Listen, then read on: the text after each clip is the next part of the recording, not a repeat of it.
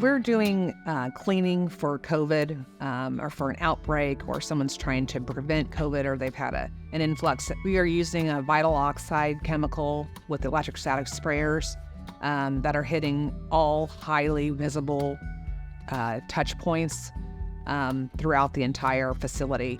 If we need to bunny up, we'll bunny up and hit the entire facility from ceiling to floor with the vital oxide and the electrostatic spraying. But on a general regular basis, we're still using chemicals that basically are disinfecting the surfaces 100% on a nightly basis. Really, what we're doing on a regular basis is just as good as what you're doing in terms of, COVID cleaning on a situation where the virus has been on the surfaces.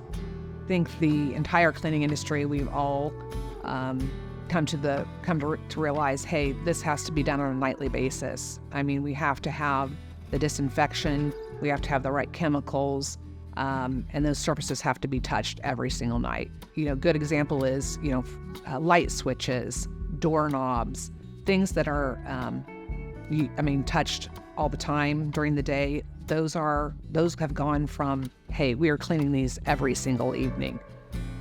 Where in the past, prior to COVID, I don't know how many light switches got hit every single night with a full down wipe down of those. So yeah, it has changed the industry dramatically. I think it's made all of the cleaning companies, janitorial companies aware of, hey, these are important. This is important. We've got to be doing this on a nightly basis just to avoid the contamination.